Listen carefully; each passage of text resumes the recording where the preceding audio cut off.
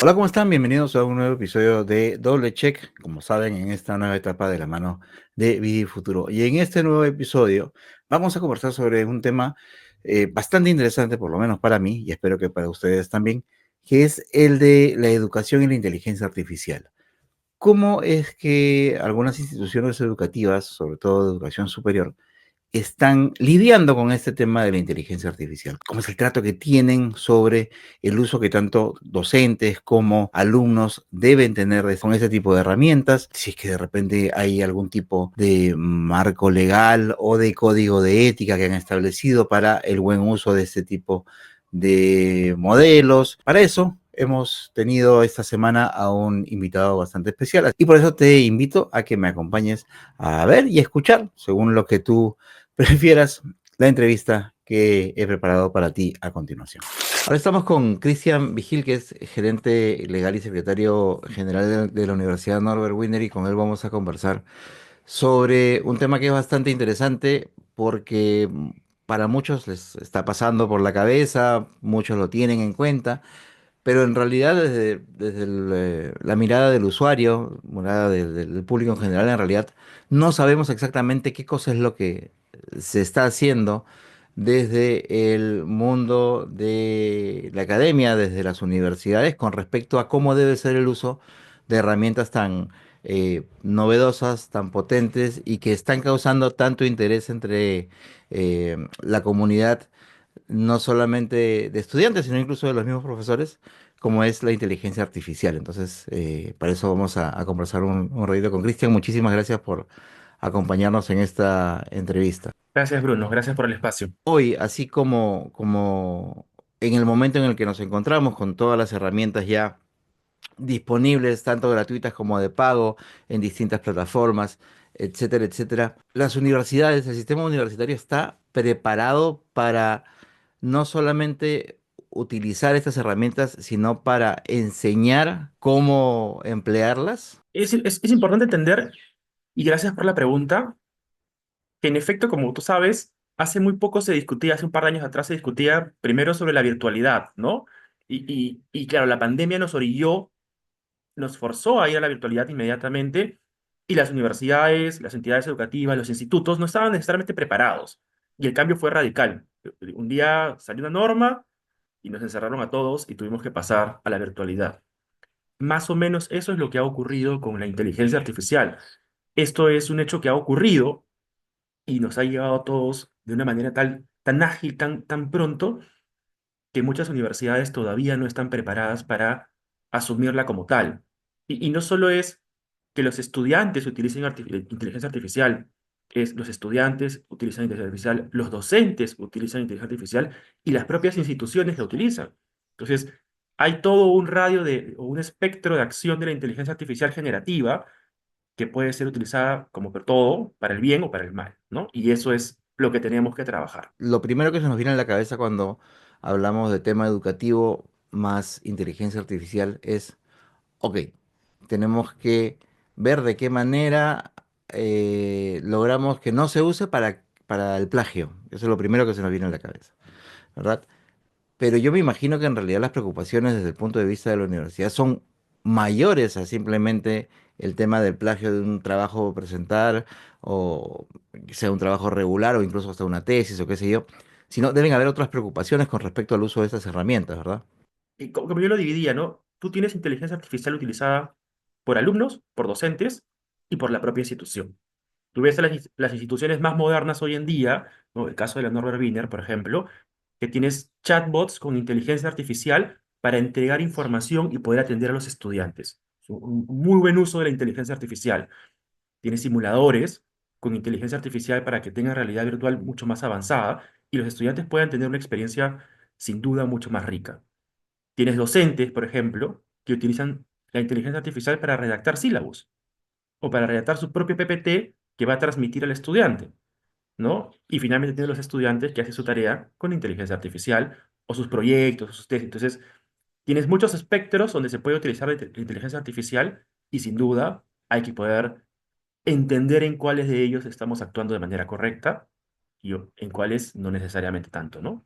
Una de las cosas que sucede cuando normalmente en cualquier nivel educativo al estudiante se le expone una nueva tecnología sobre todo, es que, ok, se le presenta, se le enseña más o menos su funcionamiento, porque también pasa, y eso hay que admitirlo, que a veces la tecnología es tan nueva que el mismo docente o la persona que se está encargando de la capacitación todavía también recién está aprendiendo a utilizarla.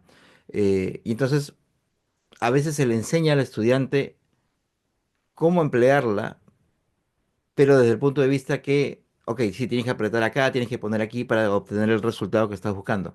Pero a veces, por lo menos desde mi punto de vista, y corrígeme si es que me equivoco, me parece que en lo que se falla es que no se explica lo que tiene que ver con las implicancias por el uso de la herramienta. Y en este caso de la inteligencia artificial, estos modelos permiten manejar y analizar grandes cantidades de datos, eh, que a veces uno no tiene certeza de dónde vienen, si es que tienen sesgos, etcétera, etcétera. Eh, entonces, quien lo usa finalmente no está pensando en que si es que está obteniendo la información más adecuada, si es que esa información cuenta con los permisos para ser utilizado, para ser reproducido.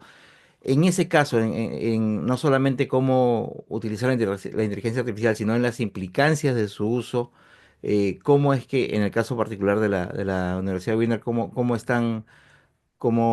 están manejando.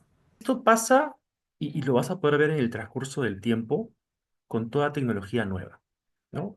Siempre tenemos un natural rechazo o temor a lo nuevo, a lo desconocido. Recordemos hace 3 años, teníamos mucho miedo de dictar virtualmente y el Perú no estaba preparado para dictar virtualmente. Y miren, hoy hay críticos, hay muchas cosas por hacer, pero hoy logra evitar, por ejemplo, que en momentos de crisis, en momentos de paro, en momentos de huelga, se pierda la clase. Simplemente se migra a la virtualidad. Es una herramienta que permite seguir desarrollando la educación. Es exactamente lo mismo con la inteligencia artificial.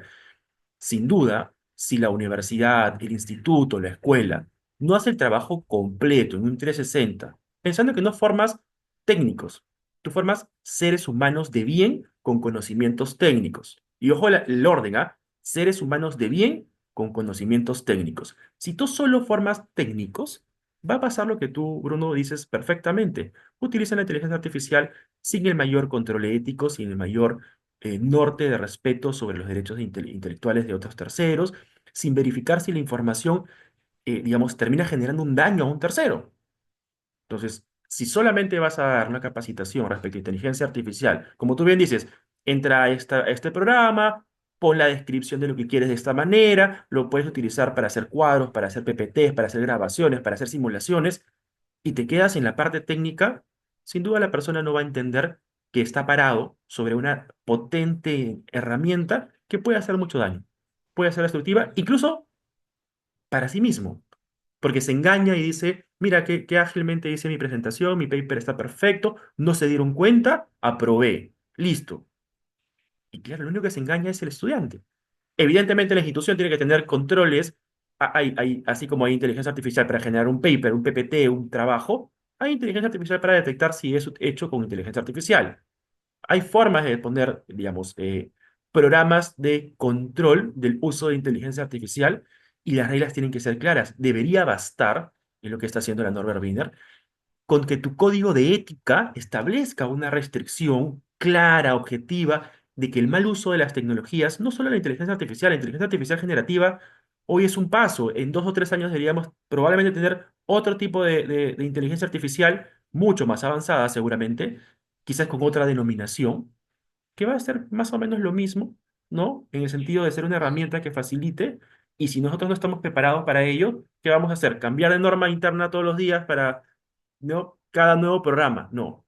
Si tú formas un ciudadano correcto, un ciudadano de bien, alguien que está apostando por crecer, bastaría con decir, tienen que ser trabajos, digamos, propios. Y con eso debería ser suficiente para que uno entienda que no puedes utilizar ese tipo de herramientas para evitar la fatiga, como dicen, ¿no? Algunos. Es un poco sobre cómo es eso que acabas de mencionar de que la universidad tiene o ha desarrollado un código de ética o ha incluido en su código de ética el tema del uso de la inteligencia artificial. Eh, ¿Qué cosas es lo que consideran en este documento y, digamos cuáles son aunque ya nos has adelantado un poquito, pero cuáles son, digamos, o cuál es el marco de acción que tiene tanto el docente como el estudiante o cualquier trabajador de la empresa? Para utilizar estas herramientas en su día a día. Nosotros hemos hecho todo un proceso, ¿ya? Que el proceso pasa inicialmente por capacitar. ¿Qué hago normando algo del que la gente no conoce? Primero que capacitar a las personas, entiéndase trabajadores primero, luego docentes, digamos administrativos, docentes y finalmente estudiantes. Todos deben conocer esta herramienta y deben saber utilizarla porque es necesario. No podemos simplemente tratar de obviar o excluir. Es como cuando uno lee y dice, se prohíbe el uso de celulares. ¿No? Oiga, pero yo apunto en el celular, tengo mi PPT en el celular, tengo mi paper en el celular, puedo buscar y tomar notas en el celular, grabando y que inmediatamente la inteligencia artificial, que también puede ser utilizada para eso, transcriba lo que dice el docente para yo dejarlo transcribiendo por mí y yo poder tener 100% atención al docente, ¿no? Te das cuenta que es un buen uso de la inteligencia artificial, ¿ya? Entonces, primero hay que capacitar. Luego de capacitar, hay que hacer una marcha blanca y hay que entender los peligros de usar mal la inteligencia artificial. Y luego de eso, se implementan los códigos de ética y los reglamentos de infracciones y sanciones de la universidad para que ya con conocimiento de los peligros del uso de la inteligencia artificial no puedas caer en este problema. Es lamentable que hoy se utilice muchísimo la inteligencia artificial solo para el mal, por decirlo así.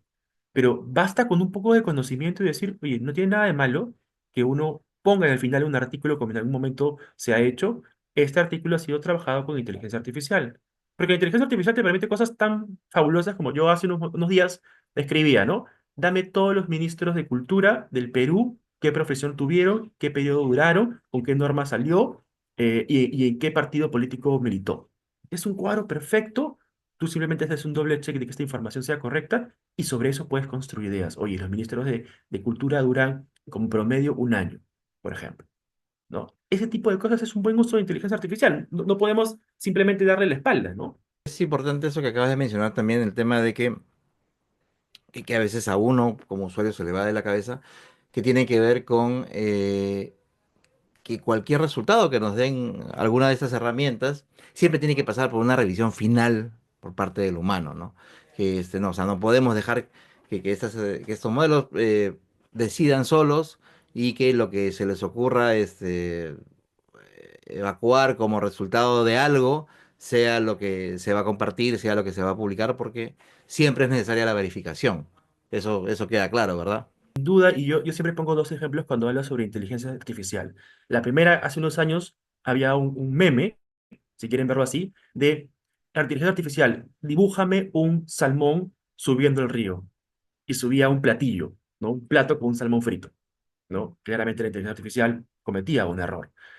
Y luego muchos me cuestionan y dicen, la inteligencia artificial va a reemplazar a los abogados, ¿no? Yo soy abogado de profesión. Digo, no, porque si tú a la inteligencia artificial le preguntas, inteligencia artificial, ¿cómo reduzco los impuestos? De repente no te va a dar una economía de opción, que es una forma válida de disminuir los impuestos, sino te va a dar una ilusión o te va a dar una evasión, que es una forma no válida de bajar los impuestos. Y ahí el profesional abogado, con una formación ética, debería decirte solo la opción A, que seguramente no es la que más baja el impuesto, ¿ah? Pero es la correcta, es la éticamente correcta. Y si tú estás pensando en ciudadanía en Perú, ¿no? En amor a la patria, oye, parte de amar la patria es pagar tus impuestos. Luego discutiremos si los impuestos son bien usados o mal usados, no importa. Pero lo correcto es eso, ¿te das cuenta? Otra cosa adicional. Em, Yo me imagino que pese a que, bueno, como estábamos comentando, que ya tienen implementado este código de ética, ya han podido ver, digamos, resultados tanto positivos o como negativos por la inclusión de la inteligencia artificial como elemento para que se puedan delimitar los rangos de acción de todas las personas dentro de la universidad. De hecho, incluso, fíjate dos cosas importantes, ¿ya? Como organización. Nosotros estamos muy vinculados con Arizona State University, que es la primera de innovación de Estados Unidos, y nos trae una serie de herramientas vinculadas a la inteligencia artificial, ¿no? Los laboratorios que tenemos con simulación y con esas gafas 3D y etcétera, tienen inteligencia artificial. Y es un buen uso y es un scope interesante e importante del uso de la inteligencia artificial. De hecho, capacitamos a nuestros docentes y les damos a muchos de ellos y a mucho personal administrativo dentro de su presupuesto, por ejemplo, una partida para que puedan tomar y adquirir la herramienta de inteligencia artificial que mejor les aplique. Algunos utilizarán la generadora de papers, otros aplicarán la generadora de PPTs, otra la de presentaciones, otras la de traductores. Yo, por ejemplo, uso una más jurídica, ¿no? Pero es una forma de insertar en el uso diario de las personas la inteligencia artificial.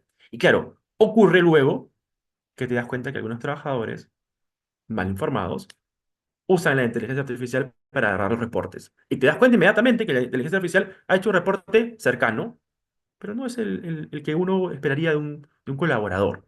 Y ahí pues hay que tomar las medidas correctas. De hecho, al igual que en el código de ética y en el reglamento de estudiante y en el reglamento de infracciones para los estudiantes, tenemos algunas restricciones. En el reglamento interno de trabajo también se va a buscar colocar esas restricciones, porque yo contrato un colaborador y le doy una herramienta para que desempeñe mejor su encargatura. No contrato una herramienta de inteligencia artificial para que trabaje por mí, ¿no? Cristian, una última pregunta, para no quitarte más tiempo.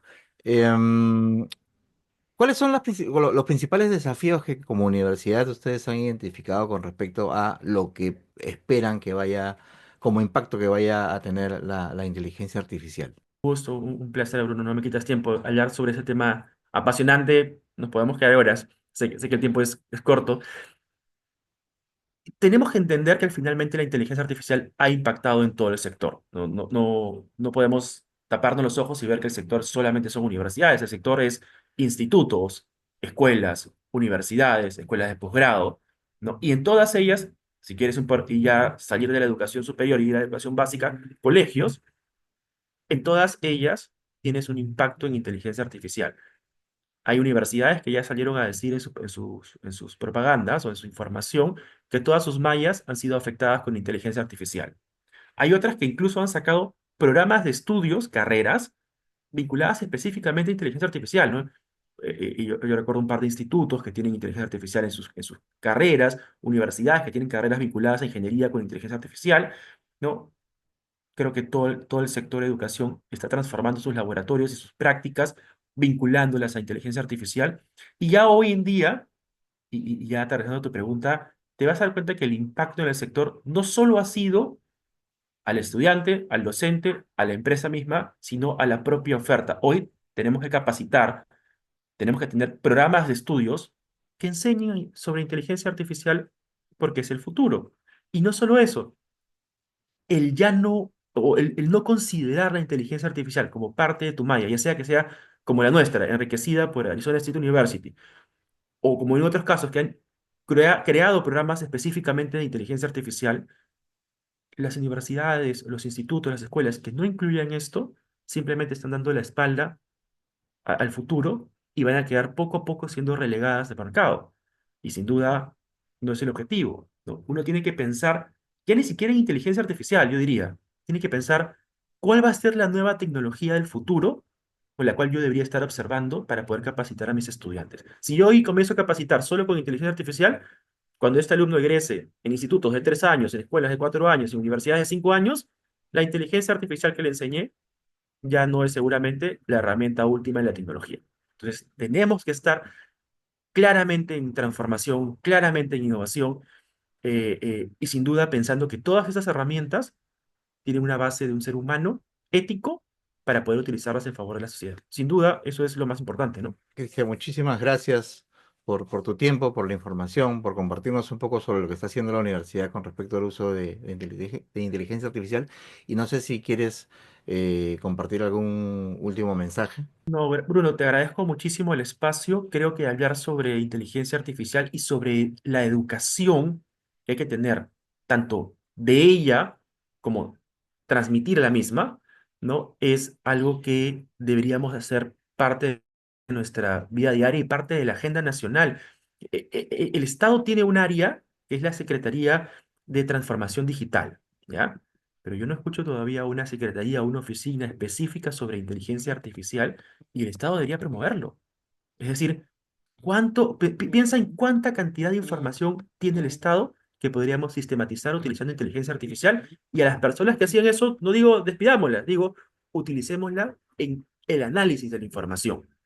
No, no, ya la tarea mecánica la puede reemplazar la computadora, la puede reemplazar la inteligencia artificial y el Estado debería comprometerse, así como lo hace la academia, en utilizar nuevas tecnologías para poder dar el mejor servicio al ciudadano, que es para lo que está, ¿no? Eso es todo. Muchas gracias, Bruno.